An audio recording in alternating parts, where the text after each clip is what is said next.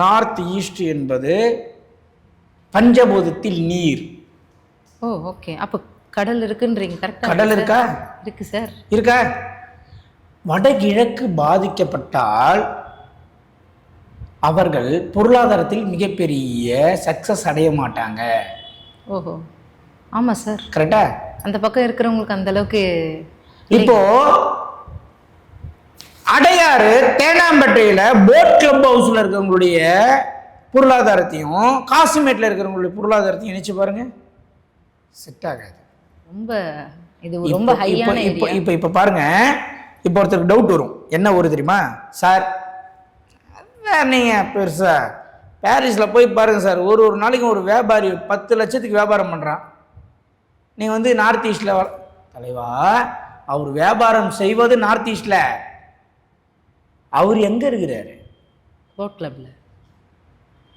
அந்த ஓனர் யாரு? பின்னாடி யோசிக்கணும். ரொம்ப கூர்ந்து பார்க்கக்கூடிய விஷயம். தங்குமிடம் அவர்கள் வசிப்பிடம். அவர் ஒரு இன்வெஸ்டரா இருப்பாரு, ஒரு பிசினஸ் தொடங்கி வச்சு போயிருப்பாரு. வீடு வந்து போட் கிளப்ல இருக்கும். போட் கிளப்ல ஓனர் இருப்பாரு. புரியுதுங்களா? அப்போ நல்லா கேட்டுக்குங்க.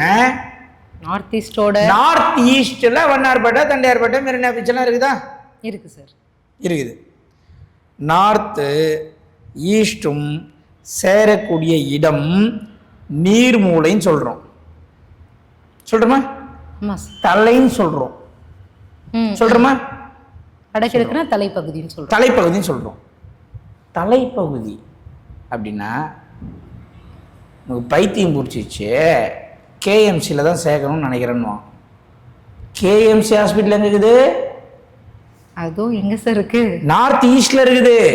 ஓகே, நார்த் ஈஸ்ட்ல கேஎம்சி ஹாஸ்பிட்டல்.